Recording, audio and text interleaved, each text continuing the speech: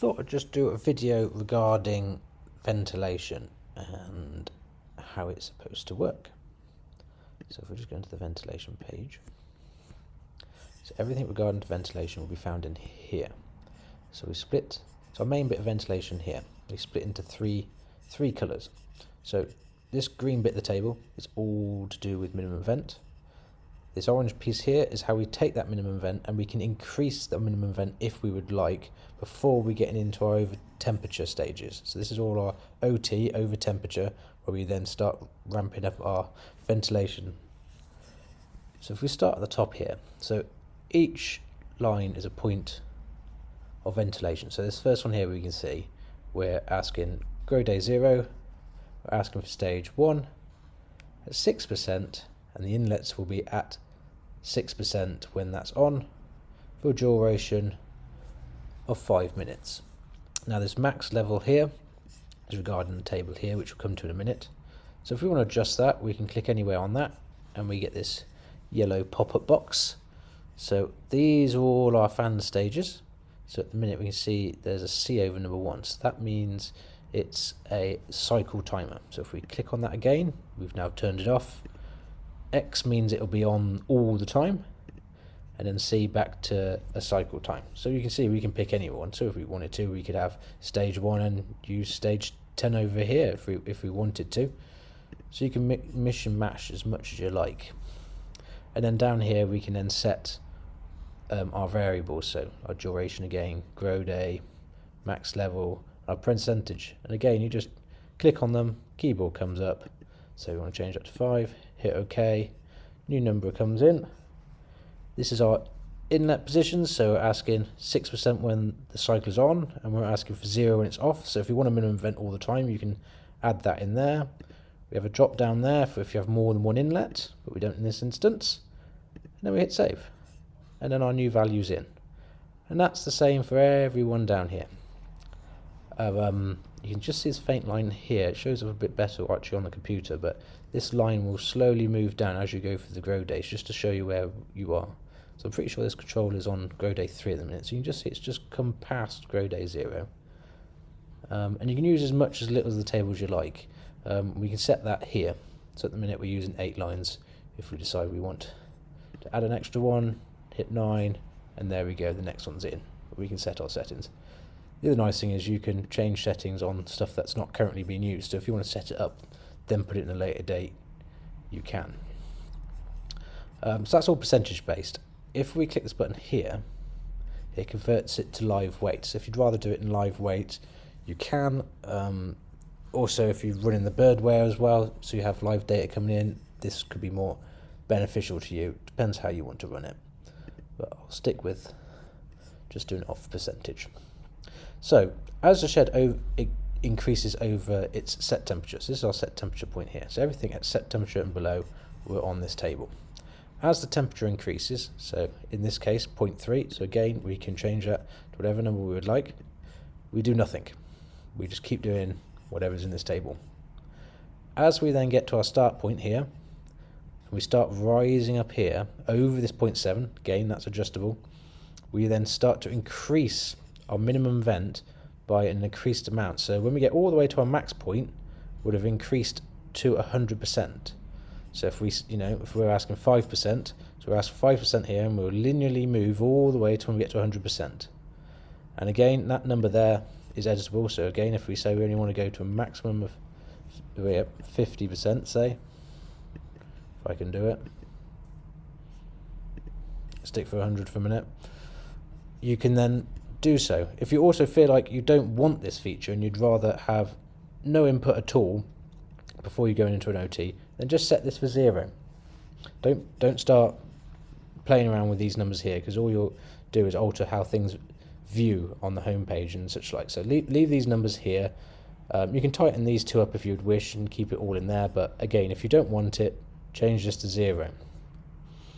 So if the shed continues to increase in temperature, so again we've got 0.1 degree, again change, we can edit that, of nothing happening, and then we fall into our OT. So in OT we can see we are pulling in stages 1 and 2, and then it's quite simple after that. 0.3 over, we fall into the next OT, and then we've got 3 stages, and we just keep going all the way down as the temperature increases.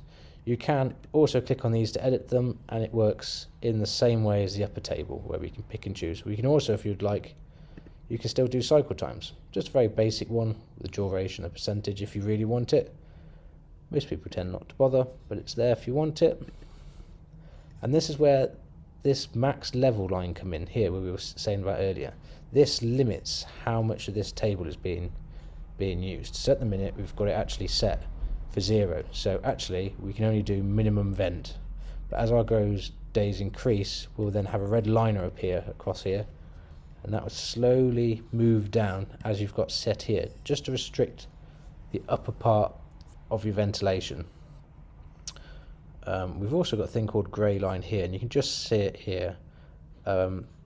Realistically, all that does is marks a point to put a grey line on here. That's all it does. But if you're using, say, 48s, or you have a change in ventilation style, I tend to put that line there just to identify it. So when you're looking at it, it's just a bit easier to see. You can go, oh, okay, then that's the point we change our ventilation from one style to another. What else we got here? I probably should have mentioned this a minute ago. We have a trim here. So if we think, we're quite happy with our settings, but for argument's sake, it's a nice day and you want to push a little bit more air through on your minimum vent, and you want to say, right, I want to stick in an extra, few percent. You can dial that in there, and it'll add that on the whole table. And again, you can hit this button here, and it changes to a minus, and you can take it off if you would like. So it's just a handy way of changing the whole table if you feel need to.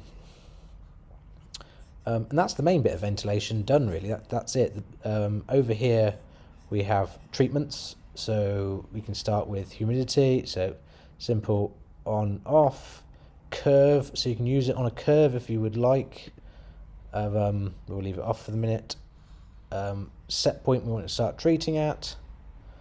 The temperature under the set temperature it will stop at, so we can again be plus or minus above that. Do we want to include the external? So if you've got the external weather station, if the atmosphere outside is worse than what we're trying to achieve inside, then we can make this stop if you want that. Again, simple on off.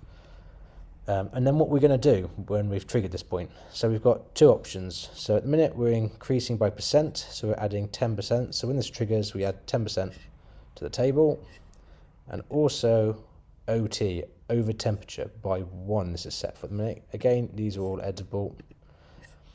And what that means is if we're calling for OT1, if this triggers here, we'll push to OT2. So it's as simple as that. Moving down, CO2 is exactly the same. Again, the point we want to start treating at, and again, we're going to jump 2 in this case, and we're adding 10%. And the ammonia, NH3, again, exactly the same theory. So nice and simple, all on your ventilation page, easy to see. We have some test pages here, so if you've want to try and set your inlets up to pressures and such like, you can come in here, we can force it into a minimum vent or an over temperature to test our shed, and then we can keep an eye on the static pressure here if we're on the shed's empty and we just want to dial things in a little bit, and a couple of readings here, what the shed's currently set for and what it's running at. We have a setup page. So this table here is all regarding speed controlled fans, if you have that. I shan't go too much into that at the minute. Outside temperature corrections, so as the temperature changes we can then put trims on our cycle time and our inlet positions if we feel need. If you don't, then leave it all 0. Delay times for the inlets. Right, so this might be handy to a few of you. So when you command for, say, a stage to come on, we then traditionally we would open the inlets first, wait a governed time, and then we would then bring the fans on. So that's what this is doing here. So at the minute we're saying -3 on increasing. So as what we would do is we'll open the vents 3 seconds before, as a reminder, the fan's coming on. Okay, and then we've got the same for going off. So here what we're doing is we're commanding for the inlets to close, in this case, 1 second before the fans go off. So it's just to take out, the physical time it takes the inlets to move, and if there's any electrical and mechanical delays and stuff, we can dial this out. And we tend to tweak this on site to suit to the hardware that you're running. And again, you've got it for each set of inlets, depending on how many you've got. This installation's only got one, hence why there's only one illuminated. This here is just choosing which temp sensors are being used for your ventilation.